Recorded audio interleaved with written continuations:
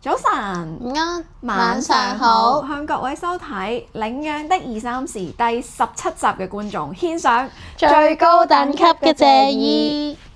唔經唔覺咧，領養的二三事咧已經嚟到最尾嘅第1、2集噶啦喎。咁上一集我哋就衝出咗亞洲，探討咗美國啦、德國啦、英國佢哋嘅領養文化。本質上面嘅分別咧，就係歐美地區咧，佢哋強調動物其實係一個有生命啦、有感知嘅個體，佢哋唔單純只係一件物品，導致咧都影響咗佢哋發展咗一個好成熟啦同埋普及嘅領養文化。喺動物保護方面咧，比起亞洲地區咧，佢哋走得更具前瞻性嘅格局咧，亦都更加龐大。其實咧，佢哋好多嘅法律制度咧，都好值得香港未來發展所參考嘅。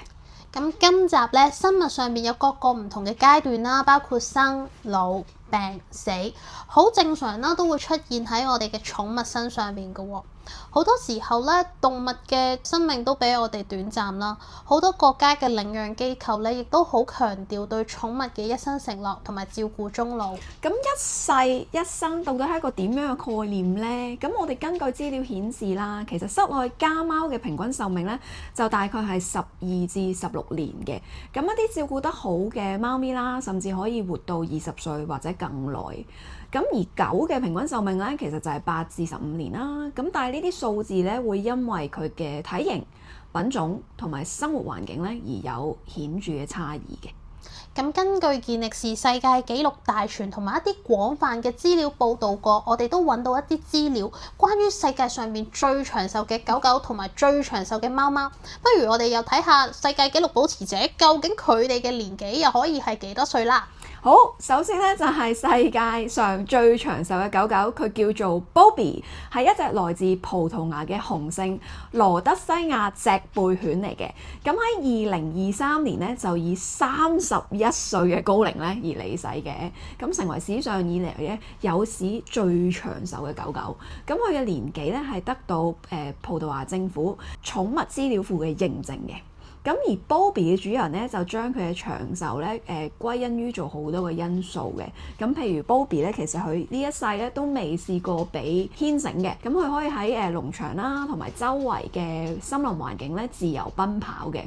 咁而 Bobby 咧亦都從來唔食寵物飼料嘅，而係食同主人咧一模一樣嘅食物嘅。咁佢嘅食物當中咧，所有調味料咧都會先被清洗走嘅。咁喺同大自然為鄰嘅平靜環境生活啦，遠離翻呢個城市嘅煩囂啦，呼吸一啲新鮮嘅空氣啦，亦都係為 Bobby 嘅長壽咧提供咗好有利嘅條件嘅。咁而喺 Bobby 之前咧，其實最長壽嘅狗狗咧係一隻來自澳洲叫做 Bully 嘅狗，咁佢生活咗咧29歲零5個月嘅。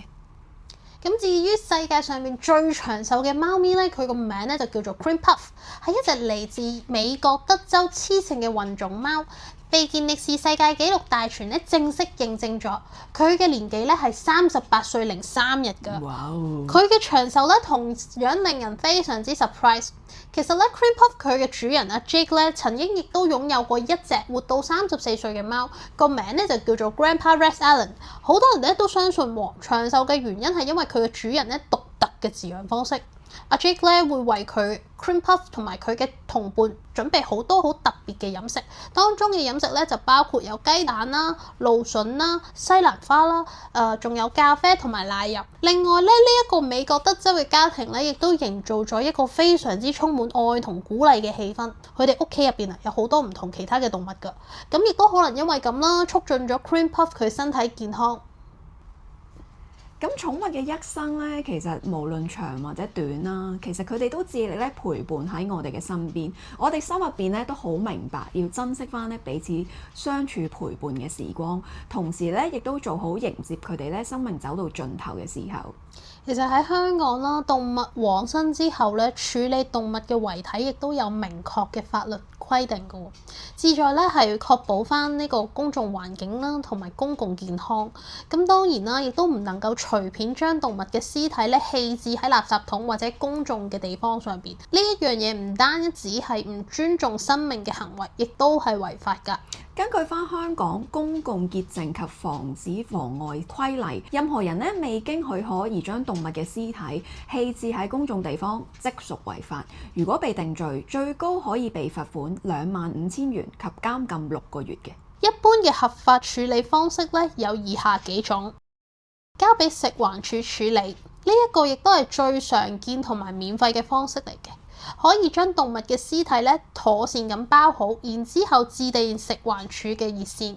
2868-410，安排翻食環署嘅車輛上門收集。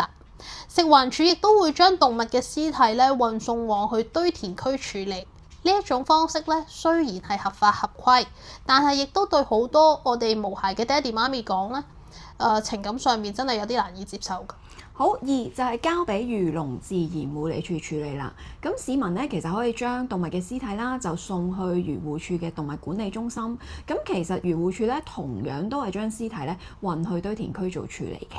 咁三亦都係最多寵物爸媽選擇嘅方式就係委託翻一啲私營嘅寵物善終公司，提供翻一個善終紀念同埋火化服務嘅。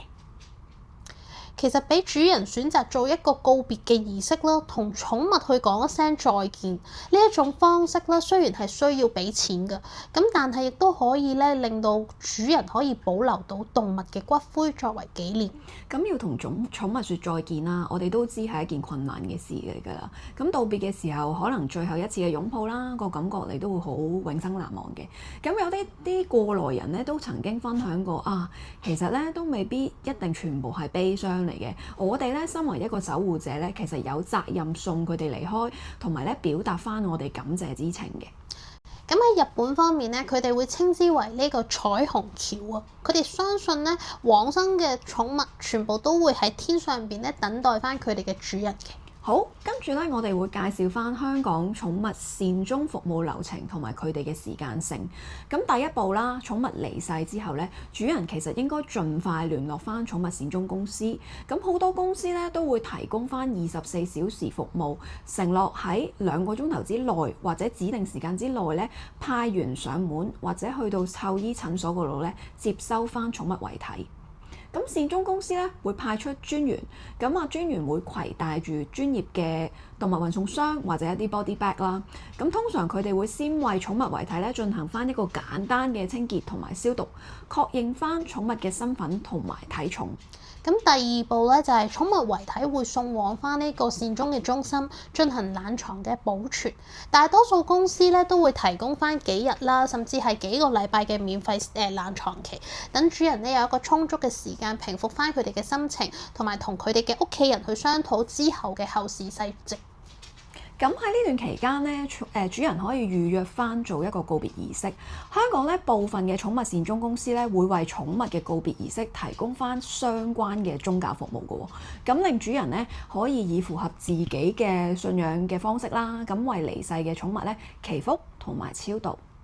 咁喺香港啦，最常見嘅宗教服務選項就包括有佛教儀式，咁佢哋就會安排法師啦或者居士去幫寵物去誦經啦同超度。儀式旨在就會幫寵物去祈求來世嘅安樂啦、消除業障啦，同埋幫助主人放低佢哋嘅執念嘅。咁另外仲有道教儀式，會安排翻道士為寵物進行招魂等等嘅法科儀式，希望能夠安撫翻寵物嘅靈魂，引導佢前去安息之處嘅。咁第三種就係基督教嘅儀式啦，可以安排翻牧師或者係教友啦，去幫佢哋嘅寵物進行禱告同埋安息禮拜。儀式其實佢哋會強調一個感恩啦同埋祝福嘅心，相信佢哋嘅寵物會喺天國上邊會得到永恆嘅安息。咁如果唔揀任何嘅宗教儀式咁成個告別室其實都會佈置到好溫馨嘅環境啦，等主人同埋寵物可以進行最後嘅道別嘅。咁另外會幫寵物進行梳洗、理毛、更衣等等嘅服務啦。心靈慰藉嘅告別儀式一般會喺30分鐘至2個鐘頭內完成嘅。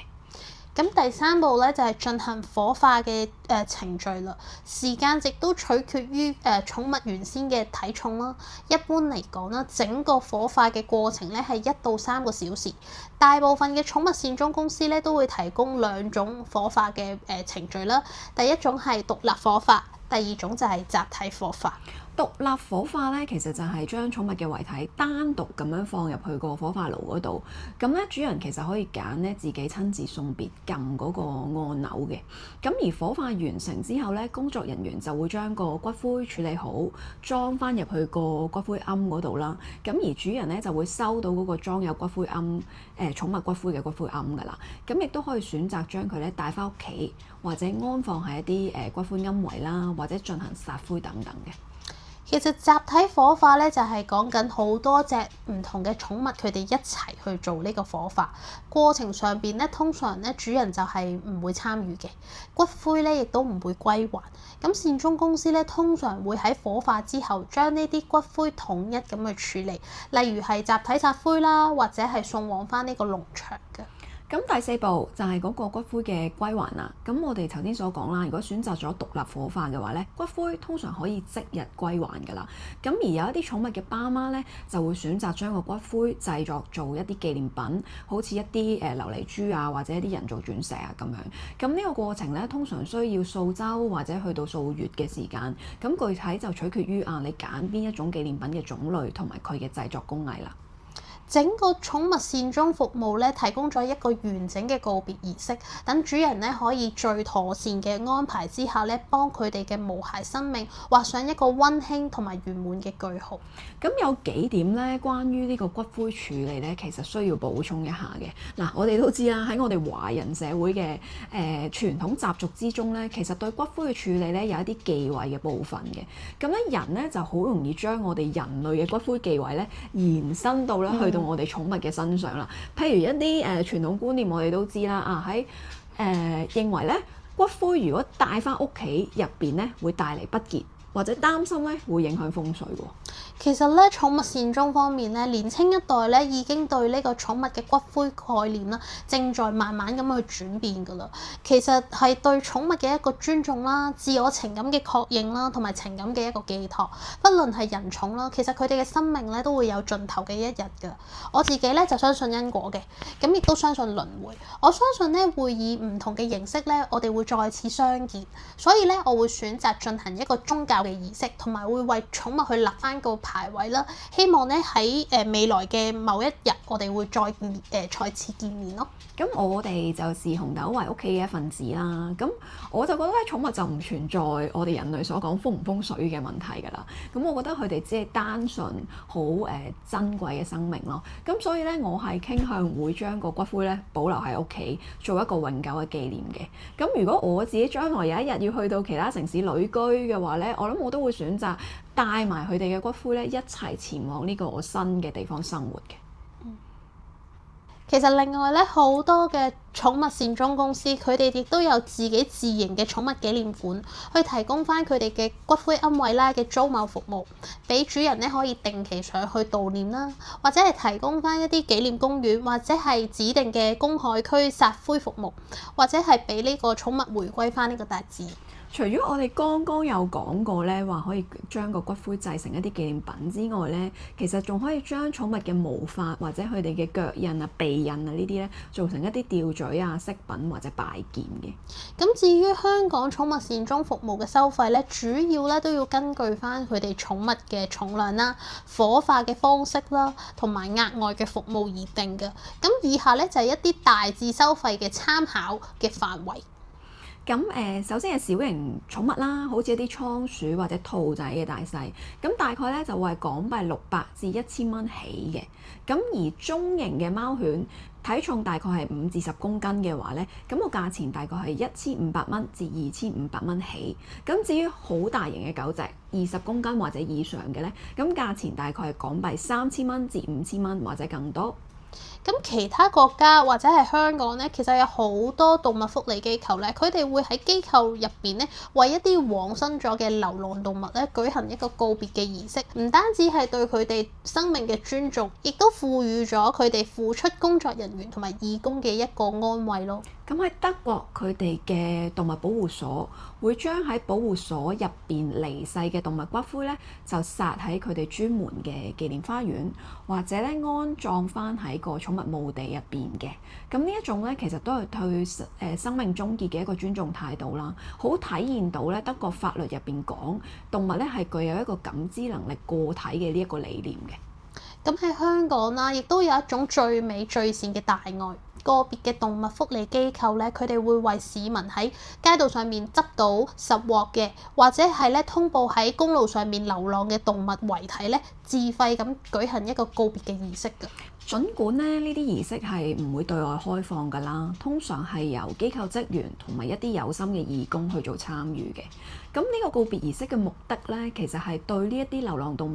短暫嘅生命咧一種莊嚴嘅告別啦，尊重翻佢哋作為一個獨立生命個體嘅價值嘅。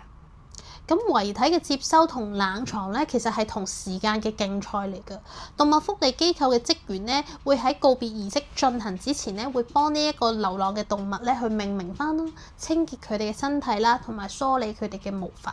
儀式咧通常係簡潔嘅追思為主嘅，會進行一啲默哀啦、朗讀悼詞啦，或者